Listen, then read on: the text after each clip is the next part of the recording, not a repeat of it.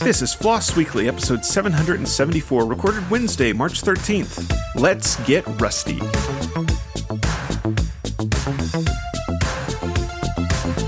Hey, this week we sit down with Herbert Wolverson and talk about Rust. He's sort of like one of the Randall Schwartzes of that language. He's written, he teaches, and he sat down with us for an hour and let us pick his brain about Rust. You don't want to miss it, so stay tuned.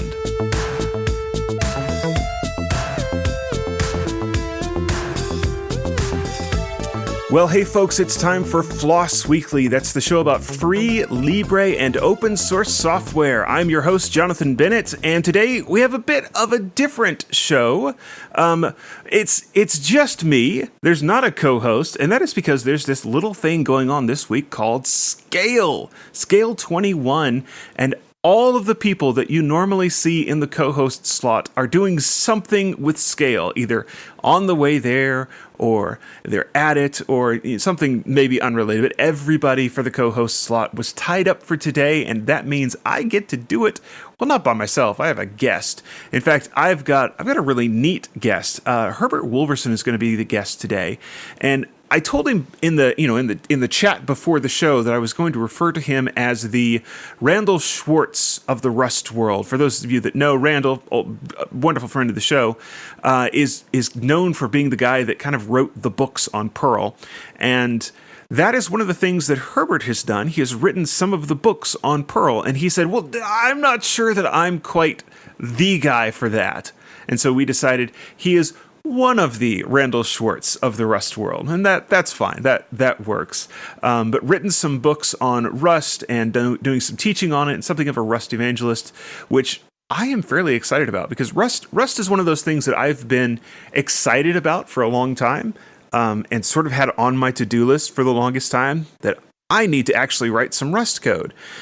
And I've sort of always had this feeling, until recently, that it's just another programming language. Surely it'll be easy. I know C, I know C++, I do PHP, I've done a little bit of Perl, I do Python, all of these languages. And so it's to the point to where most of the time I can just pick up a new language and spend a couple of minutes Googling for, exactly what the syntax is supposed to look like, and be on my feet and away. About a month ago, I had a conversation with someone, and it was said, well, it could be a problem that we were adding Rust to the Linux kernel because you have all of these kernel developers that know C and don't know how to read Rust. And the thing that I immediately thought was, it's just another language. Surely it can't be that hard. And I decided before I would put my foot in my mouth that I really ought to go and check and take a look at some Rust code and make sure that it was as easy to read as I thought. And I pull up the sysutils, kind of those basic Linux system utils that historically have been GNU projects, and it's the Rust implementation of them. And I go to look at the Rust code, and the first thing I see is if let sum. Like, why is there a let statement inside an if statement? And what does sum mean? And I just kind of, okay, it's going to take more time than I thought to learn Rust. I don't have that time right now. All of that said, let's bring onto the show the guy that can help. We've got, like I said, it's Herbert Wolverson, and we've got him today, and excited to chat about Rust and maybe get some tips as a first time. Herbert, welcome, sir. Thank you for having me. So let's start with what you're up to. What is sort of, how do you fit into this brave new world of Rust? What are you up to? And like I said, sort of the one of the Randall Schwartz. Unpack that for us. What are you doing? Okay, so right now I have like 5 jobs because I'm an independent contractor. I'm the Rust series expert for Pragmatic Publishers. Okay. The people who published The Pragmatic Programmer years ago, made enough money doing that, they became their own publishing house. So that means I read other people's manuscripts, and if anyone wants to send me one, I'd love to. Okay. And say yay or nay on publishing it, or hey, this is great, you should maybe change this, or things like that. And that's the job I love. If I could get paid to sit and read other people's manuscripts all day, I would be the happiest man on earth. My second job is 15 years ago, I co-founded a wireless internet service provider in central Missouri. I'm less connected to the day-to-day running of the thing now, but we have a remarkably Rust-based backend for managing everything. The third job is I write books. Now, it's a weird conflict of interest because technically speaking, I approve my own manuscripts. So we made sure somebody else got to do that. But my third book will actually be coming out into beta in the next couple of months, Advanced Hands-on Rust. So I'm hard at work on that. And that's another job I really love. That's the problem with all these jobs is I love all of them. And so I'm going to keep doing them until I keel over. Yes, I understand that. Now, my books did well enough that a fellow named Miguel contacted me out of the blue and said, hey, would you like to teach Rust? And so I signed up with Arden Labs, who are mostly a Go shop. And they had been getting more and more companies asking them about using Rust as part of their ecosystem. And so they brought me on board to start teaching Rust, and started out with a few webinars, turned into full week-long classes where I teach you remotely or via recorded video from Hello World all the way up to building big multi-threaded network servers. And you can get there in a week if you put every day into it. It's as long as you've already got to the point that you know what a for loop is, know what an if statement is. Sure. So that's turned into this crazy job where I'm at Rust Nations UK in 2 weeks' time. I was at RustConf. I was at GoConf of all things. They had me go to Go conference and give a class on Rust, which was weird, but also kind of exciting. They fly me around to teach people. I was in Silicon Valley a while back teaching a C++ company that's interested in Rust. So that keeps me really busy. And I also love most of that job. So keeping that one too. And finally, there's LibreQOS, which is the real passion project. I know you had Dave Tott on here a while back. Dave is the Chief Science Officer of LibreQOS. I think I'm technically the Chief Product Officer because I wanted 3PO to be my job title. In practice, I crank out Rust and also some C that handles the task of reading 40, 50,000 packets a second in kernel space, parsing them, sending them off to the right queues, and then feeding them into this just enormous Rust infrastructure that gives you visibility into what your network is doing. And when we started a couple of years ago, LibreQOS was the biggest Rust project I'd ever tackled. And I'm kind of proud of it because we've not had one customer yet tell us that the core system has crashed. And that's saying something. That's I'm going to say that's more the language than it is me, because I'm a decent programmer, but I'm certainly not amazing. It's that sort of strikes me as being the biggest difference between the Rust language and, let's say, C or C++. And I'll put some caveats on this in a moment, but with C, the footguns abound. And with Rust, you don't have to be a wizard-level programmer to not crash your program because you did something silly with memory management. Yeah, that's about right. And the history of Rust is Grayson Hoare and a team at Mozilla had been deep in the C++ world making Firefox work and other Mozilla products. And so they sort of had a laundry list of what is making my life suck.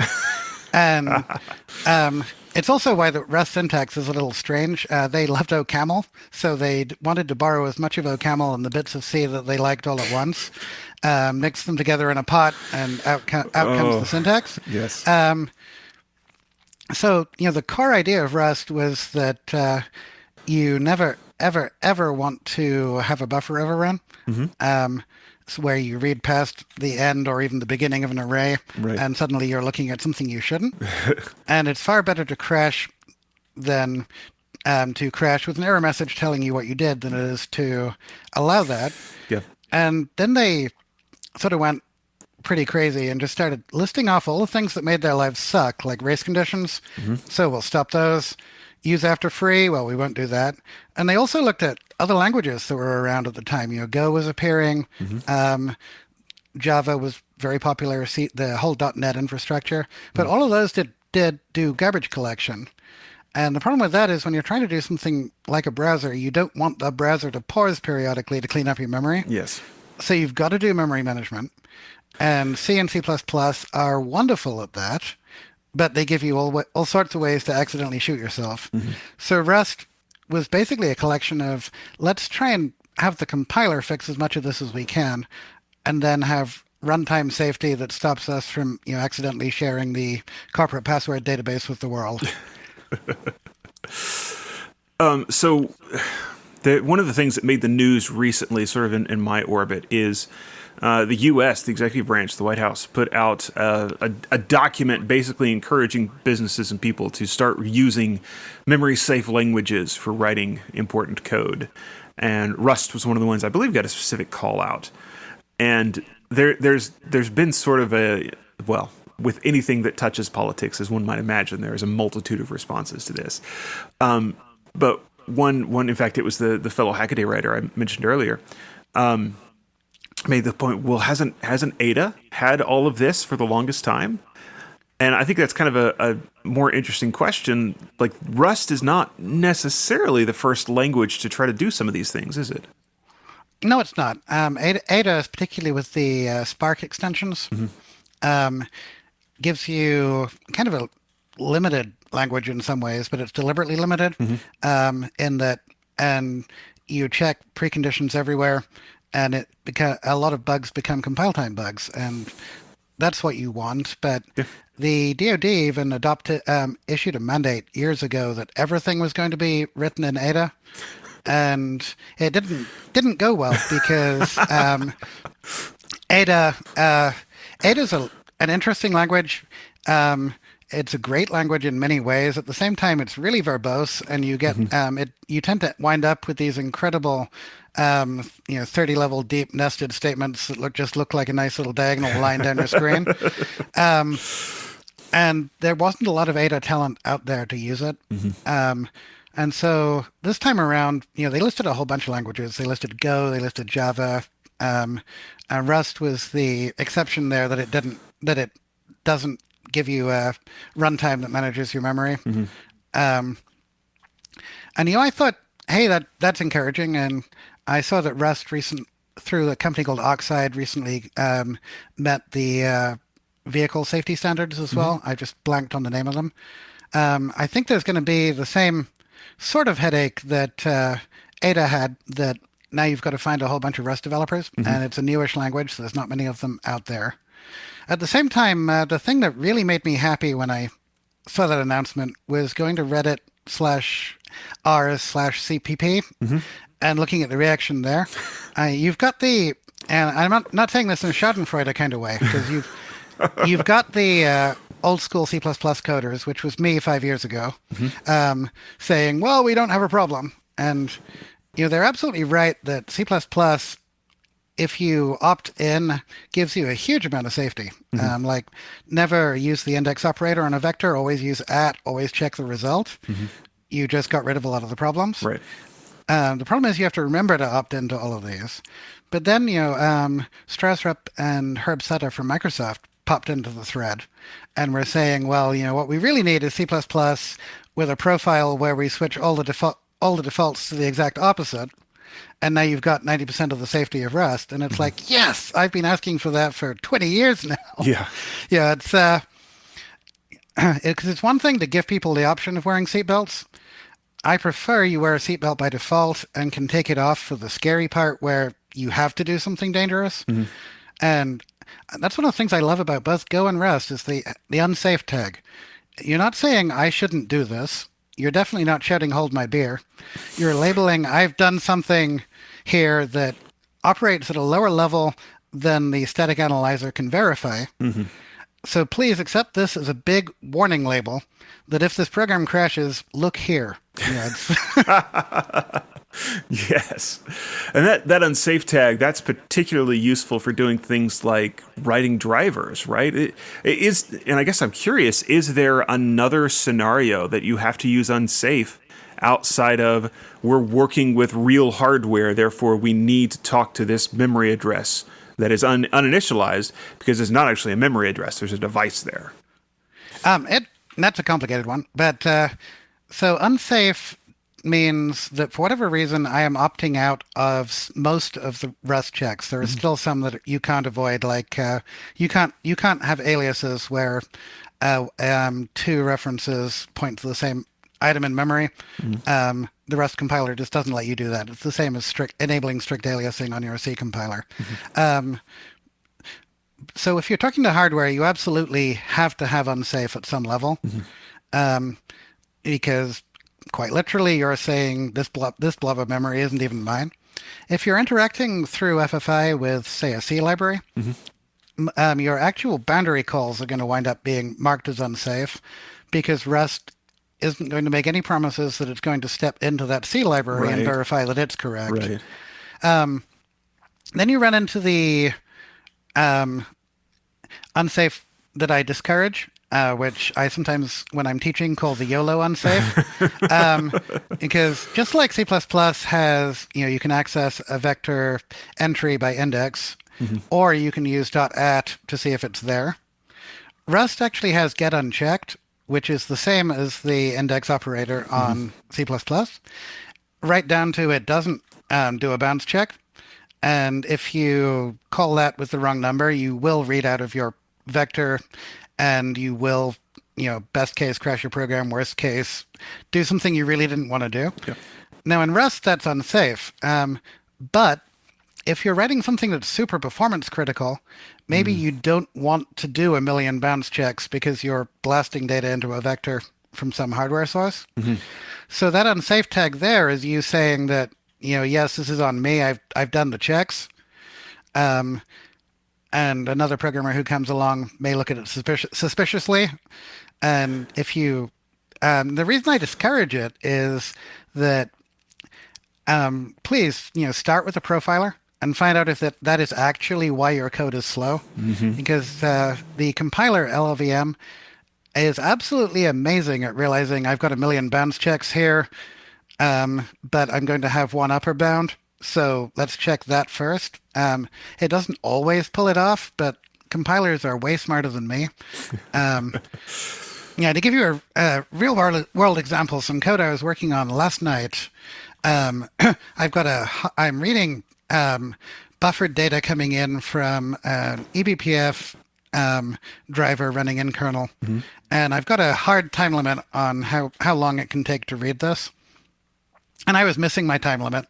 I was all frustrated, and I'm like, okay, well, here comes the unsafe. So I unsafe, start, get accessing the data directly, and I didn't blow anything up because I actually did the math, but the speed improved by 0.01%.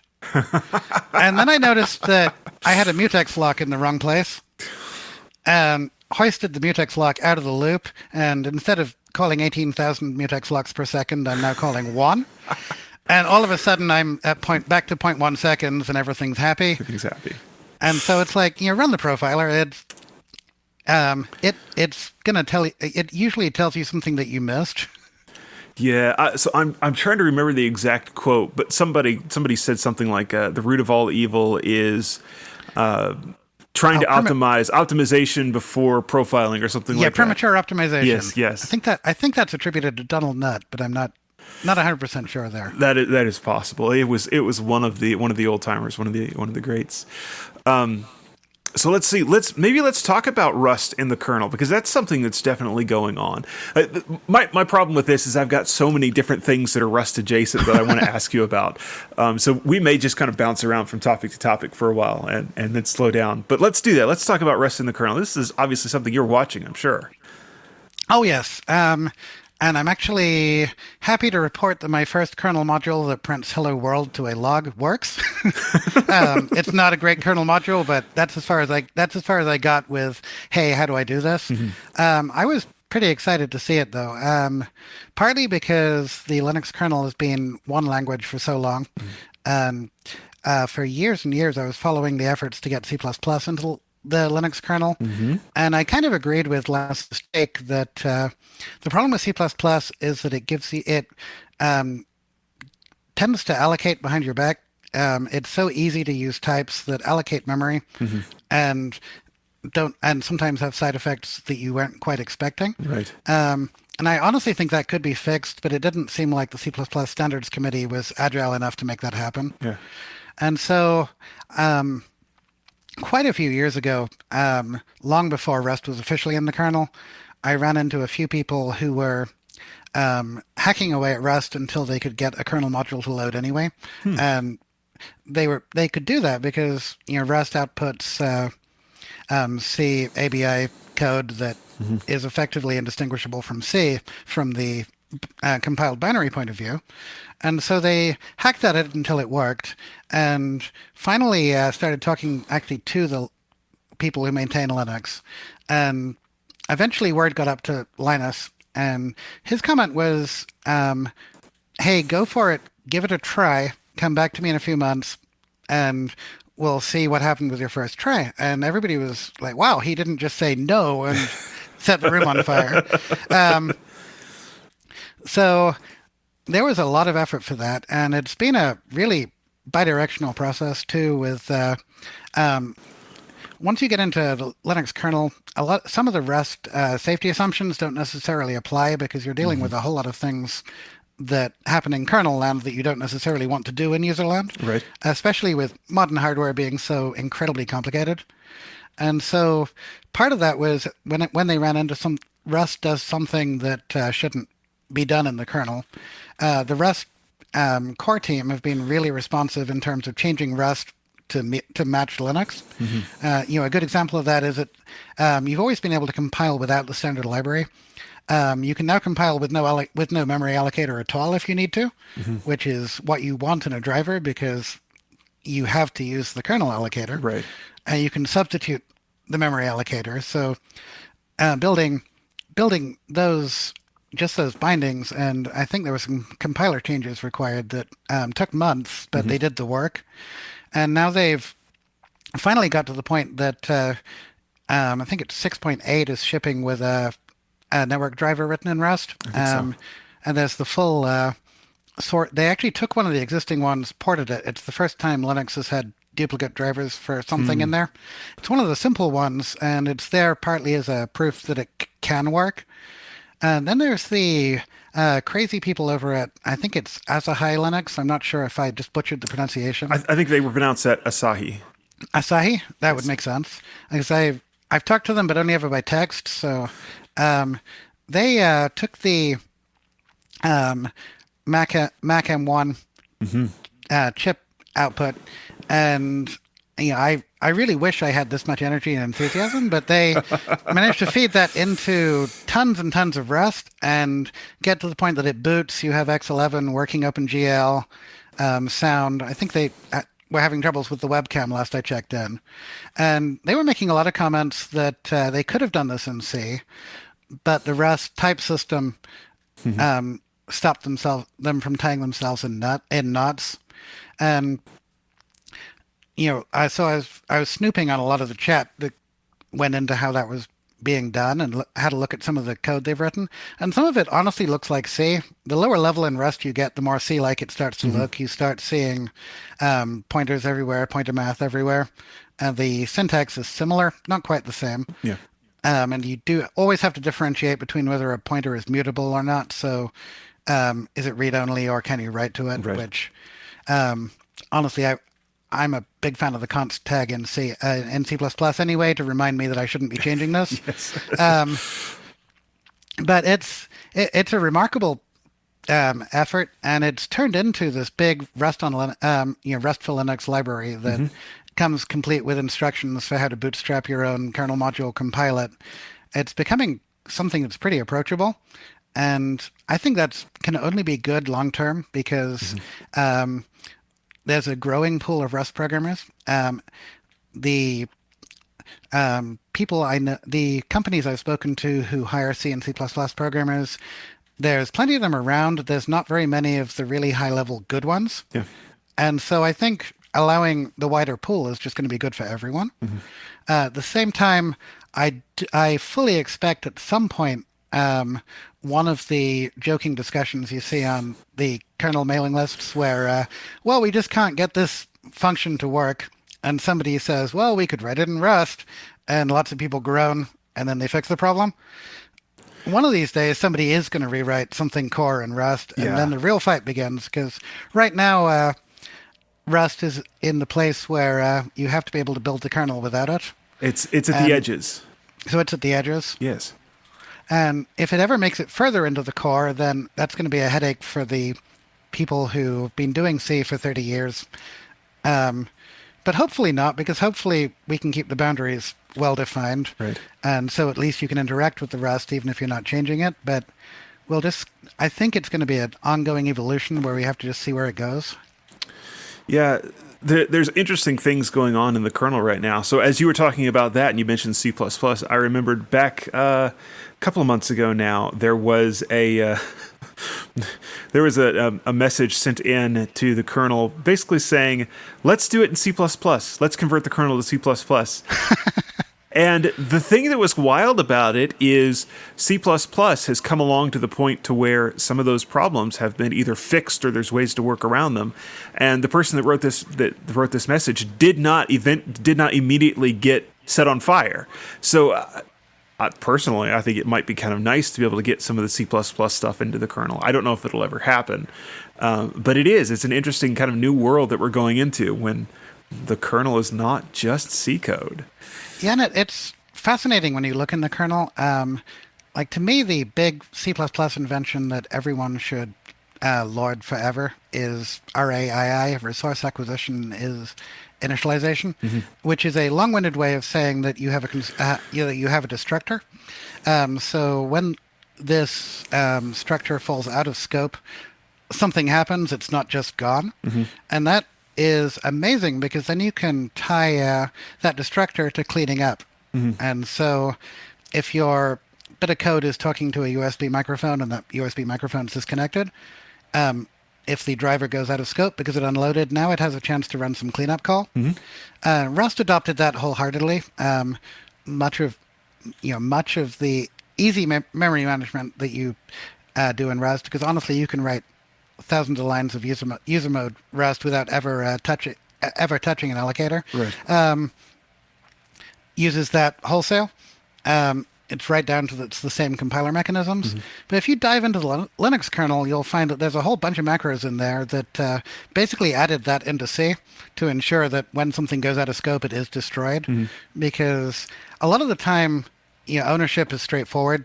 I made this variable. It's my responsibility to clean it up. And you'll see the lovely go-to pattern in C where something went wrong, so I'm going to jump to the end and clean up. And that works. RAII gives you the same effect because you free it up, the cleanup code runs, it's still deterministic. The problem comes when ownership starts to get fuzzy, like this piece of data is now going to be used by 5 other things, and it's unclear which of those 5 other things is going to finish last. And I want to clean it up when none of them are using it anymore, but I don't want to clean it up before that because that's going to really mess up the day of one of those, of whichever ones are still going. Yes. And so tying lifetime events like that at a language structure, C++ and Rust are both great at it. I think Swift uses it too. Garbage collected languages struggle with that because when the garbage collector will get around to deleting it is kind of indeterminate. But when you can do it, it's great. And it's lovely to see that there are structures in Linux for doing just that. And they've got this, they've had the same problems we've had, and they've converged on a kernel side approach that is basically the same thing. So I don't see there's anywhere near as much of a mismatch as there used to be. You just have to be really careful. Like, you'll get some wonderful email if you start allocating regularly in kernel mode. Yes, that would not go over well. So one of the interesting things to me as well, Rust is, there's several things here. So Rust uses what, generally speaking, the LLVM compiler. And LLVM, although there is a GCC. So well, that's what I was going to. That's works. what I was going to ask about. What's the process or the progress on the GCC port? And why do we need both? So the progress is it just got pulled into Rust App, which is the tool that installs Linux as an available backend. The vast majority of stuff now works. There are still corner cases being ironed out, but it wasn't too bad because they took the approach of when you compile Rust-C emits an intermediary that then gets read by LLVM. And so this one emits the intermediary that GCC likes. And so you just had to make sure that everything that was needed was there. And I think GCC actually added a couple of facilities that also helped C++ because it uses the same thing. So why do you need it? The LLVM targets a lot of platforms, but not all of them, whereas GCC seriously targets everything. I mean, you can probably get GCC for your toaster. And while Rust is never going to work on 8-bit platforms, I'm told, by the kernel team, by the core team. It'll work on 16-bit platforms. You can produce tiny binaries just like you can with C. So it's a win there because once you've got GCC, there's a well-defined way to import your existing libc for a platform into Rust and use that if you need to. And so most platforms out there ship with most of a libc and a GCC compiler. So now you've got the ability to bootstrap a whole bunch more platforms. And Rust is low level enough that you can actually use it for embedded development, like on a little tiny device where the Rust binary is essentially the entire operating system, right? That's right. There's operating systems written in Rust from the ground up, which on the embedded side, you enable what's called no STD, so no standard library mode. So all of a sudden you're missing some of the nice things. Okay. But you've got a very C-like language with the Rust constructs that make people happy, like some types, really strong typing, and so on top of that. And some platforms also implement parts of the core. So, on some embedded devices, you don't even get to allocate on the heap because there isn't one. On some embedded devices, there's a heap, so you can start using heap allocation. But Rust can go all the way down to, I think the smallest I've seen in person, if you remember those little Pi badges that Adafruit used to sell, they're a tiny little liquid crystal display with a minuscule CPU on the back for an Arduino. I've seen one of those in TinyGo. I've seen one of those in Rust. They all work. It's cool. It's pretty cool. I personally have been going big more than small lately, but it's on my bucket list of things to try and fit in before all the jobs catch up with me. Yep.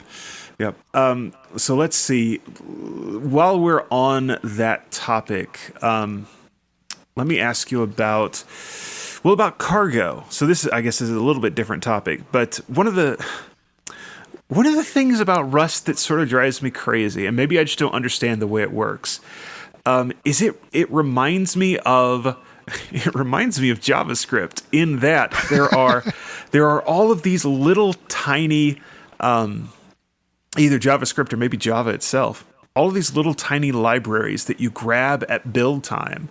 And, coming from the C world, I'm much more used to, you've got a handful of system libraries, and it's very different. And I'm not sure yet what I think about that. And one of the things I'm curious about is, does Rust have the problem that Java does, that if one of those libraries has like a security vulnerability, you can't update just the library on the system. You've got to rebuild the whole program. Okay, so first of all, I just want to say that I love Cargo, the program, because coming from C++, where I need either a makefile or a CMake to make a makefile. Right. I need a separate library for unit testing, another library for benchmarking. All of that's in Cargo, and then it's also got, if you like dependencies in C++, you need something like VC package, Conan, or all of those. That's built in too. And Cargo is extensible, and so it's kind of got to the point that it's the Swiss Army knife that does everything. It builds your program, it runs unit tests, Yeah. it manages dependencies. So to your question of lots of libraries, it is a difficult one. And when I first started using Rust, coming from C++, I honestly looked at the build list and I was like, WTF? How can I possibly trust that, all of this other stuff is in some way good? Yeah. And then, I look at some of the games I like to write, because I love writing games in C++, and I'm relying on GLFW and everything else. And you go in and look, and they're actually depending on a lot of things too. Yeah. Just the C++ approach often involves a directory where you've bundled the things you're depending on in, so you at least know you've got a set version. You're using zlib, so somebody's probably going to compile zlib into your system at some point, right, or dynamically link to it. I was also a little shocked how big my executable was, but then I realized it was all statically linked by default. You can change that if you want to. So I went around talking to people who do Rust and working with it, and what I learned was that there's really a handful of crates that everybody depends upon, and those are things like SERDI, serialization, deserialization. I was teaching it as SERD for years, and one of the authors came up to me at RustConf and told me never to say that again. So now it's SERDI forever. And other libraries like that, and also a lot of them make their way into the standard library eventually, but only once they're battle tested and in use. Okay. And so you can. So, biggest thing I'm going to say against crates.io here is, please, please, please give me some name spacing. Because right now you can only have one crate named Herbert, just, for example. So if somebody else wants to write Herbert, then that name's taken. And so you end up with this big blob of not very searchable. You wind up searching by description. I'm told that's being fixed. I don't know a timeline for that. But in terms of figuring out what libraries to use, I personally recommend going to the Rust Playground. It always has the 10 most used available, and make sure you start with the ones that are popular and in use.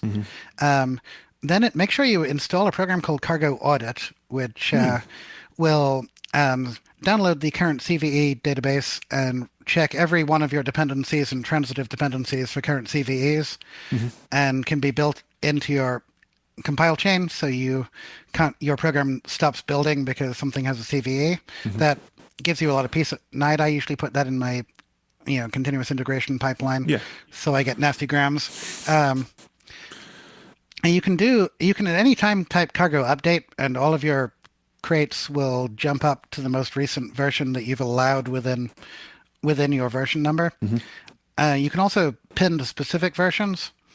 For shipping code, there's a built-in command called vendor that actually downloads the source code for every single dependency you have, and then builds locally from those, never goes out to fetch them again.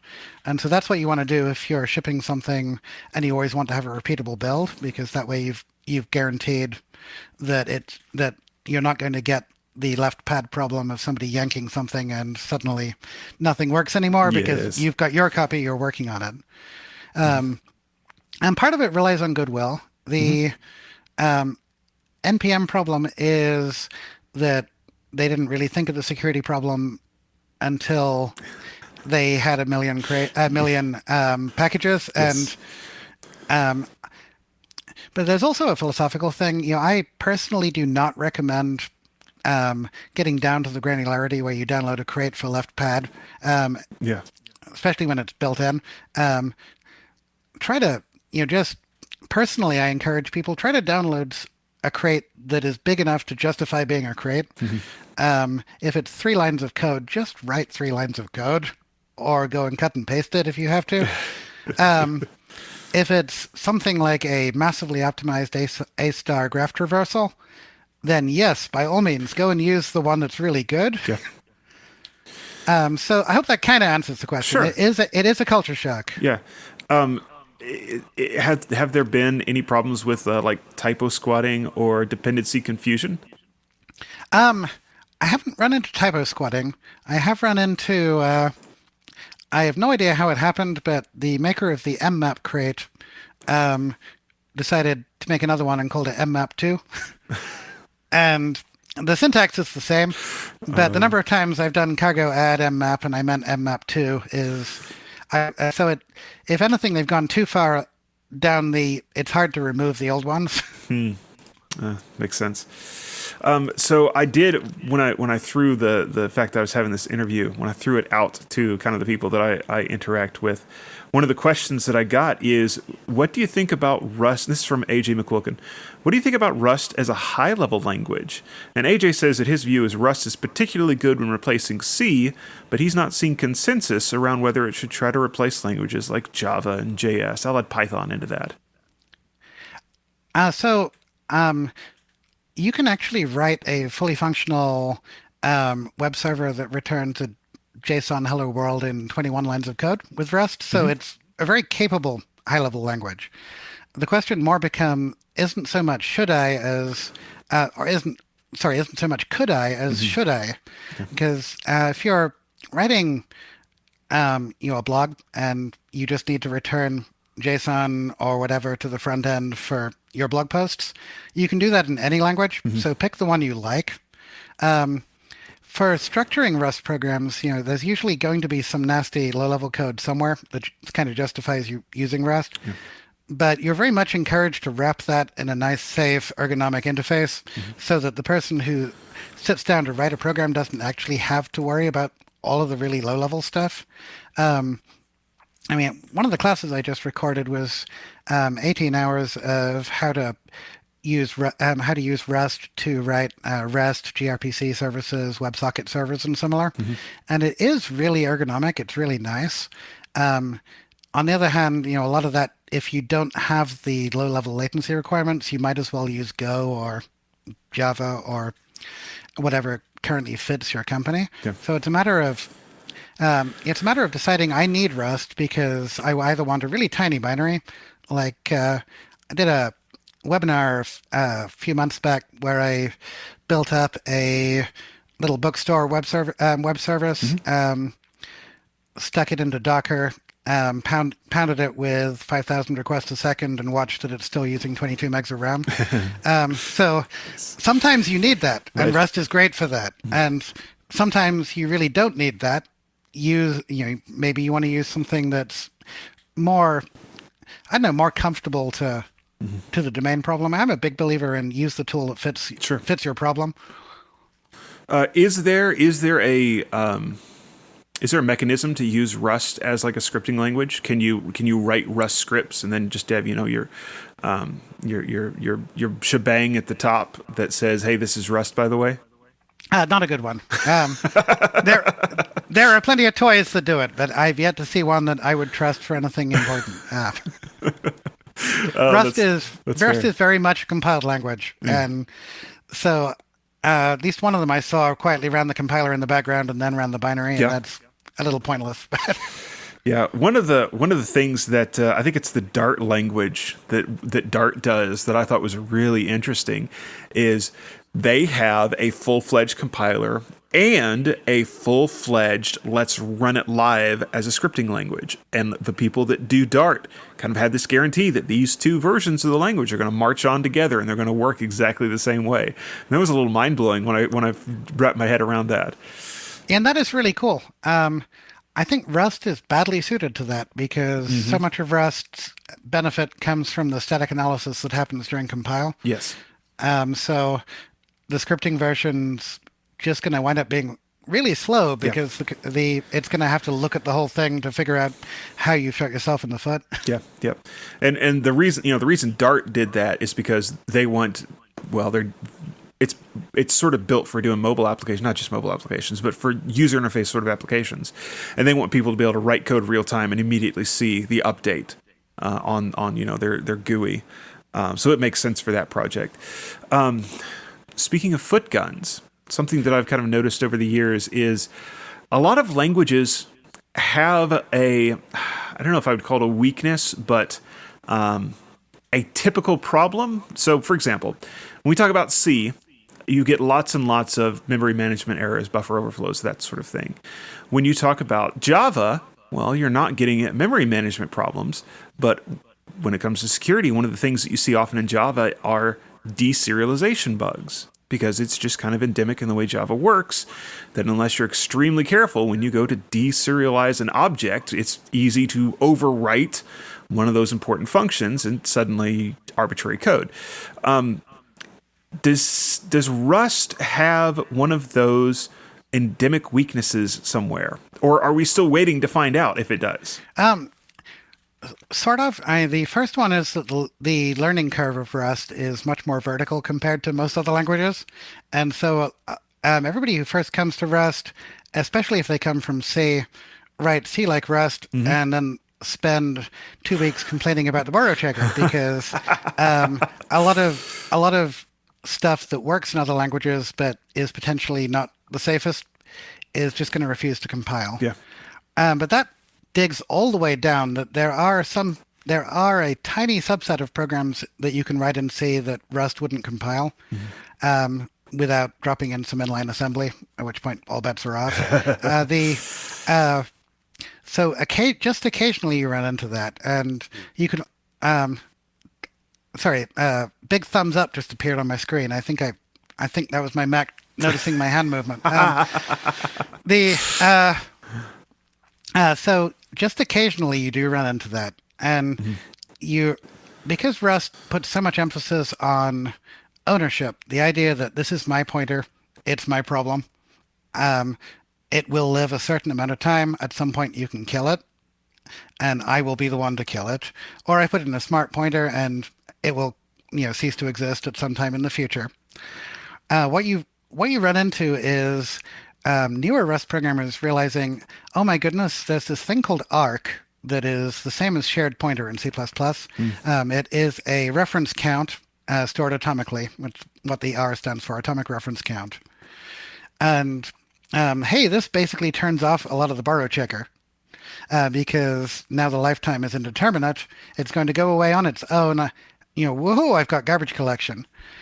The problem with that is once you start doing that everywhere, now you're having atomic increments and decrements everywhere. Your program's a whole lot less understandable because you don't really know exactly when that's going to go away.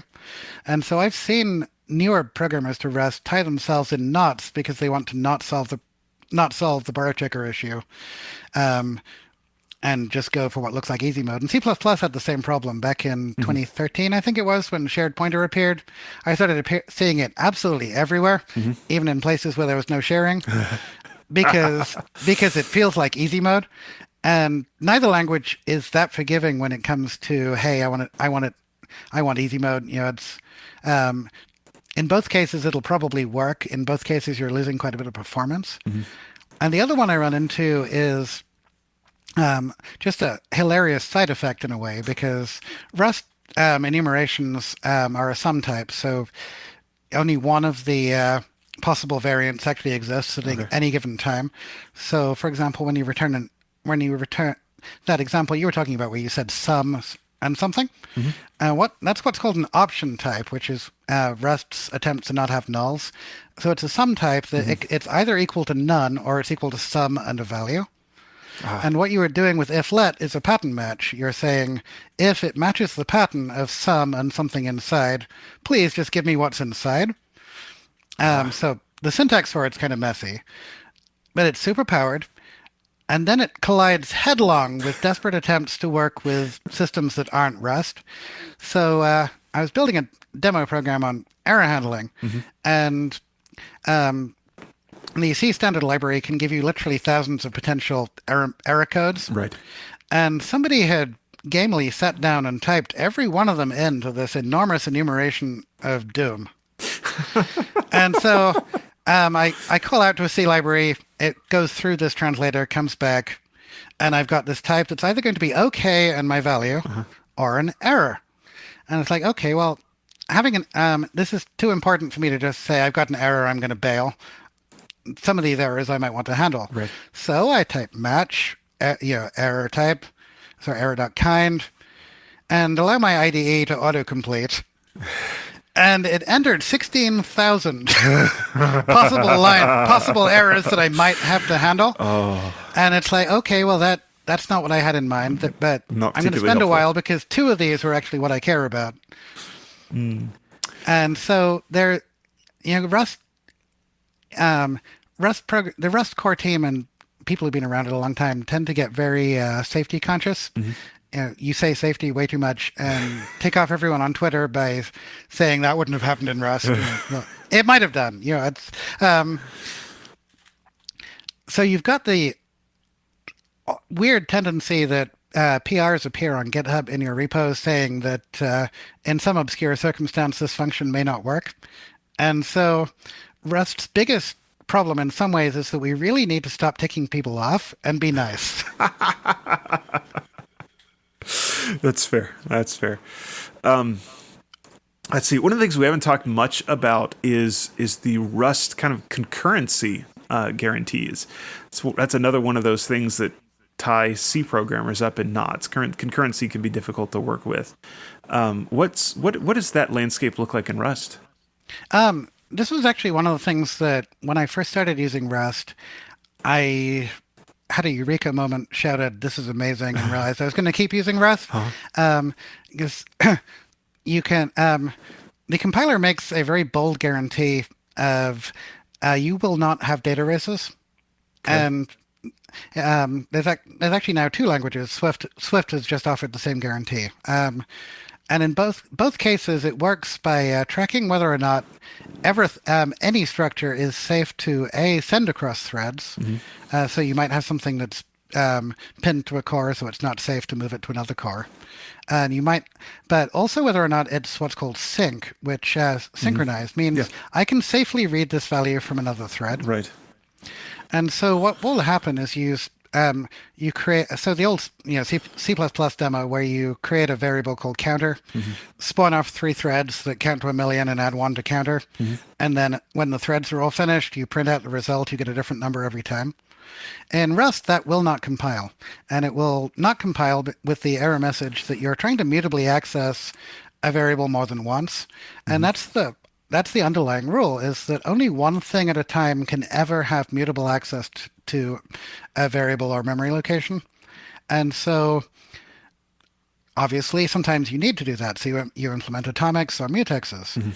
Now, if you're used to C, or you've probably used pthread create mutex, and now you've got a mutex variable, you have to remember to lock that. And you have to remember to unlock that. Yes. Well, C++, next level up, you make a mutex with a lock guard. As soon as it falls out of scope, RAI kicks in. The mutex is freed. But you still have to remember to lock that. Well, Rust forces you to put the mutex around what you're protecting. It can either be on the outside, so a mutex protecting a whole structure, or a structure with mutexes, atomics, and safe structures inside, so you can access them independently. And that ties into the sync system. So you can now read that mutex completely safely across threads because mutexes are designed for that. If you lock the mutex then gives you safe access to what it contains and ensures that you don't get the concurrent writes to it. And so you can't forget to lock it, because the way you mutex protect an integer is mutex and then the angle brackets and your integer type inside. So that mutex contains the data. It's a wrapped template. And so there is no sane way, without dropping into really horrific unsafe code, to get to the contents of that mutex without locking it. So now you can't forget to lock it. You've got RAI. The lock goes away as soon as it falls out of scope. You can still deadlock. So if you write mutex, mutex.lock, mutex.lock twice next to each other, your program just stopped. Don't do that. But it means you can have a really big code base with lots of atomic or mutex protected or read-write lock and so on. There's lots and lots of locks.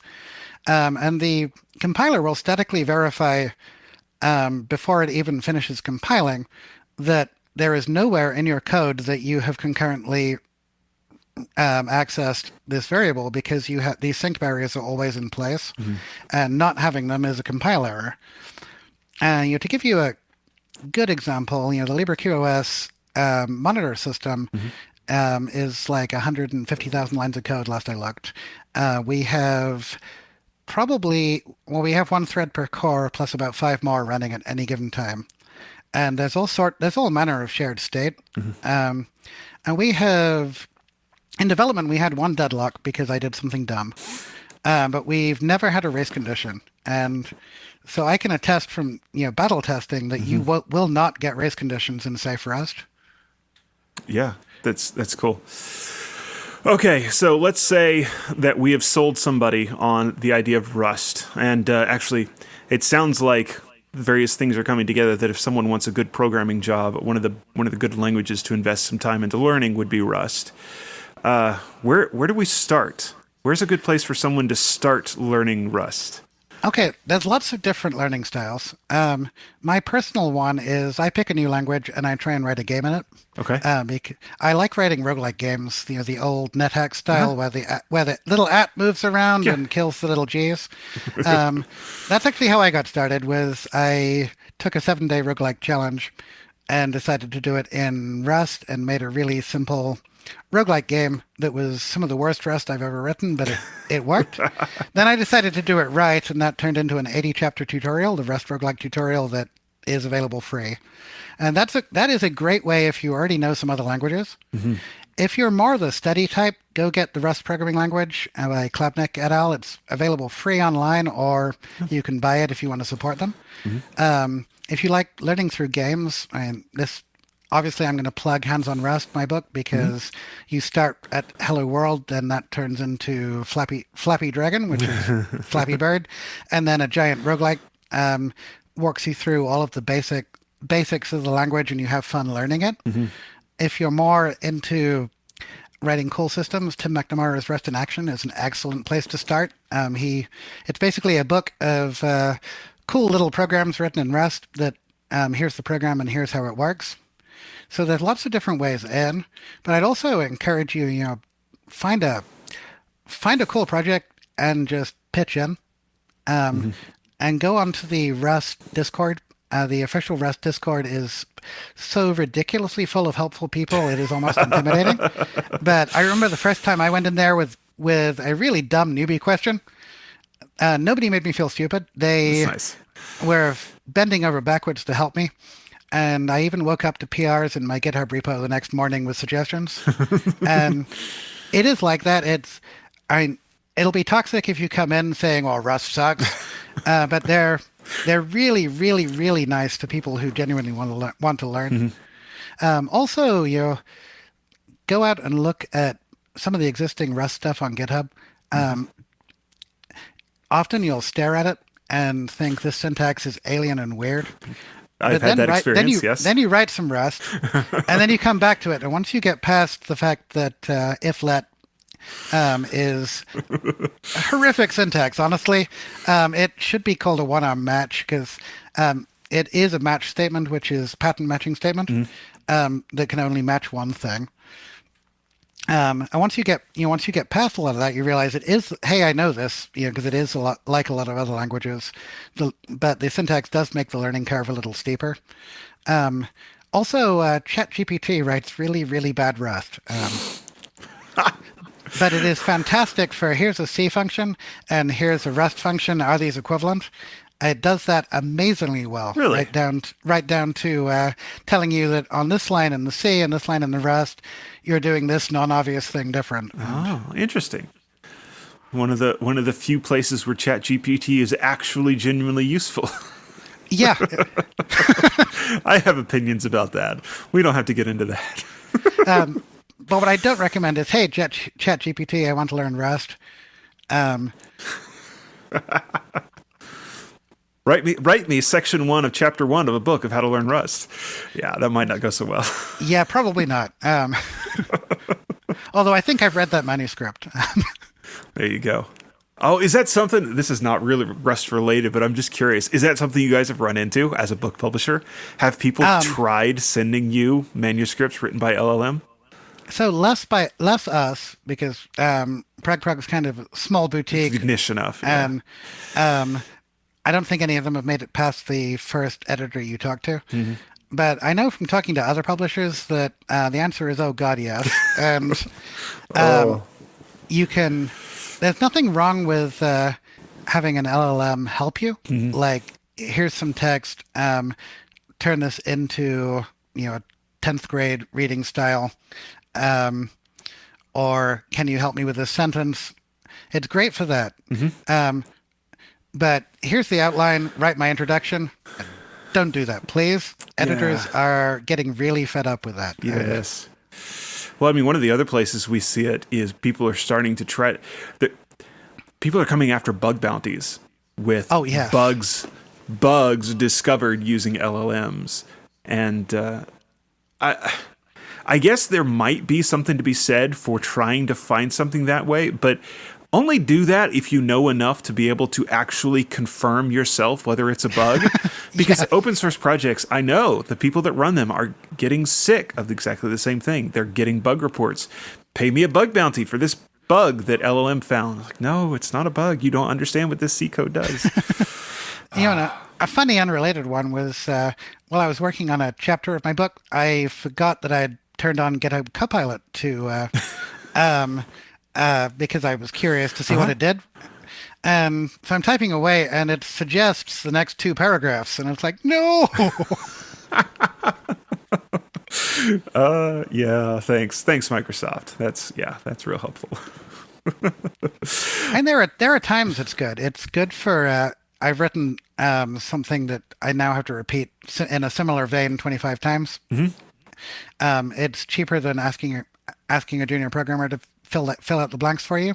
On the other hand, I've seen it suggest some really special code too. So you have to. It's not a tool for I don't know what I'm doing. It's a tool for I do know what I'm doing, but I want a better autocomplete. Yes. I think personally, I think LLM works well for sort of like an autocomplete, maybe a glorified spell checker. It also seems to work okay if you're using it as a search engine. And what I mean by that is you have to think of it the same way. If you type something into Google and you say, how do you do this? And Google's going to give you several different websites where you can look for information. You can kind of do the same thing with ChatGPT. And rather than giving you a website, it'll give you kind of this condensed version of it. But as with a search engine, you can't trust it just because it's on the internet. You can't trust it just because ChatGPT said it. I found it useful the other day because I went a complete blank on I think they're pronounced chloropleth maps. I knew I wanted a map where the countries changed color based on some data. Right. And so I'm trying to type that into Google, and I'm not getting very far because lots of things. So I just asked ChatGPT, what's the formal name of a map that changes color based on the value of some data associated with each country? And it gave me the answer right away. Yeah. So it's great for that. And I was having a real senior moment, so ChatGPT made me feel better. So yes, I have those all the time, and I've not started using ChatGPT for that. Maybe I should. Tip of the tongue syndrome is I think one of the technical names for that. All right, so we've covered a lot. We have a couple of minutes left. Is there anything that you really wanted to talk about that we didn't touch on? Obviously, I'm going to say Advanced Hands-on Rust is coming out in beta in the next couple of months. I am really excited about that. And I'm going to be at Rust Nations UK, so if any of you are in London, I would love to say hello. I'm also going to be at RustConf in Montreal later in this year, although the exact details of that haven't been announced, so I don't know exactly when, but I know I'm going to be there. And so if anyone wants to say hi or talk about any of this, I'd love to hear from you. And also, the LibreQOS guys wanted me to thank you for having me, and the Arden Labs people wanted me to thank you for having me, and I want to thank you for having me. So. It's been a lot of fun. So the Advanced Hands-on Rust, is that also going to be kind of a let's build a game together? It is indeed. The first section, you take your basic Flappy Dragon and you learn to make a library. Okay. And then fill it with generics and all sorts of cool stuff while you add smooth animations, a really robust physics system that doesn't need to be that robust for Flappy Dragon. parallax scrolling backgrounds, all Ooh. sorts of cool stuff. And then the second half of that book, you take your library, discover that you can now write a game in 20 lines of code, and start adding more stuff to allow you to learn about threading, async code, and some network things for high score tables. So it's a continuation of Learn the Rust language. It picks up where the previous one finished. All right. Where is the place to go to look for the hands-on Rust book and when the second one comes out? All right, the publisher is pragprog.com, pragprog.com. They're also on, the first two I wrote are on Amazon. Advanced Hands-on Rust will be, but not until it finishes beta, because pragprog do a wonderful pre-release system where you can buy the beta. You get every update as they come out, and a direct line to tell me what I did wrong. I'm sure that's handy. That must be really helpful. It's actually a lot more helpful than you might think. Well, I know I've written a bit of technical stuff. I understand how that would be nice. Maybe I should try to do that with my Hackaday articles. Yeah, the first one for Hands-on Rust went out on beta.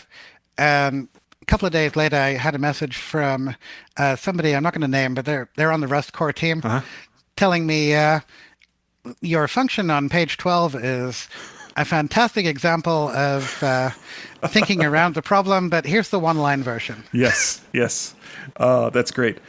Did you include both in the final work? I actually did, because I used one to explain the other. So yeah, I was going to say that seems like a perfect example to include the more verbose version for the teaching tool, and then by the way, this is how you would actually do it. And then you get strange ones like I had a bug report at one point that I had a word in there that didn't make any sense in Ukrainian, and I'm happy to change that, but I had not even considered that people were running this through a translator. Right. Yeah, that's always fun with bug reports when, just generally speaking, when English is not someone's first language, when you don't have a shared first language with someone. It could be a challenge in itself. Yeah, actually, the funniest one was also that I was trying to demonstrate using Unicode to demonstrate and some of the pitfalls of that in Rust brain teasers. And I used an example with a word in Russian, and got a message saying, from another Ukrainian saying, hey, the Russians really aren't very nice. And I was like, okay, I can understand that, because they did just invade Crimea and Donetsk and Luhansk and all that at the time, about the time that came out. And so I was okay, I'll change it. So I set out on a quest to find a language belonging to a country that doesn't have a historical beef with another country. Yeah, good luck. I eventually settled on Iceland just because they haven't had one in a few hundred years. Yeah. Oh, I have no further comment on that. Not on the record, at least. All right, so I've got to ask you two final questions before I let you go. I will get emails if I do not. And those are, what is your favorite scripting language, and what text editor do you spend all day in? Okay, I'm going to do this in reverse order, because text editor, if I'm teaching in front of a big audience, I'm in Visual Studio Code. And the reason for that is that it is everywhere. And no matter what skill level you're at, you're comfortable. When I'm sitting at home working on something for fun, I'm usually in NearVim with the Rust Analyzer extension enabled. I like that because I have a big fat Linux machine at work and a tiny MacBook Air, and I can sit in bed, SSH into my fat machine, have it do the hard work, pause the Tmax session, and go work on it somewhere else. I also use Rust Rover from JetBrains, partly because they handed it out free and I wanted to see how good it was, and it's getting better. Yeah. I don't use it all the time purely because my muscle memory hasn't caught up with the different keystrokes yet. Yeah. And for a scripting language, I would say Python these days. Even if it's overkill. I also write way too much stuff in just regular old Bash, but that definitely counts. Nothing wrong with using Bash. We had the creator of Bash back several years ago, and I asked him, like, well, what's your favorite scripting language? Does Bash count? And he was almost offended. He's like, yes, of course it counts. Bash is great for scripting. And I'm like, okay. Fun stuff. Well, thank you, sir, for being here. I sure appreciate it. Thank you for letting me pick your brain about Rust. I got a lot of my questions answered, and Honestly, I think I'm going to have to go check out probably the free version first. It's not hands-on Rust. What's the other tutorial? What's the title of it? Roguelike. Rust roguelike tutorial. The Rust roguelike tutorial. Yes, I've got it pulled up here, but I couldn't immediately see the title of it. I think I'm going to have to start there, but I'm going to have to look real close at hands-on Rust. Because like I said, it's kind of been on my to-do list for the longest time to actually pick up and learn some Rust. And the idea of building a roguelike with it, that sounds like fun. I like it. Awesome. All right. Well, thank you for having me. Yes, sir. I sure appreciate it. All right, folks. That was Herbert Wolverson talking about Rust. A lot of fun. I had a lot of fun with that. I appreciate that he was willing to talk not necessarily just about his own work, but the wider Rust ecosystem. And we got to plug his books. So good stuff. Next week, we do not yet have a guest scheduled. So if you know of someone that is involved with an open source project, give me a ring. It's floss@hackaday.com, or come into the Discord and say, hey, this is the person you need to talk to. Or even better, reach out to, a programmer or the lead dev of your favorite project and have them get in touch with me directly. But we don't have a guest yet for next week. We will scramble. We will make something happen, but we would love to have somebody to actually talk to. All right, so let's see. The one thing that I want to plug for the end of the show here is, of course, the Untitled Linux Show. It is now, the audio version of it is available to everyone. We have a lot of fun there just going over the week's news worth of Linux. And, funny thing, there's always enough news to cover. Never a week has gone by that we go, man, there just wasn't anything to talk about. Nope, pretty much always a bunch of news going on in the Linux world that we all sort of inhabit together. That is the big one for me. Thank you to everyone that caught us live in the Discord. We had a decent crew there today, and those on the download as well. Make sure to share the show. We love letting folks know about it, and we will see you next week on Floss Weekly.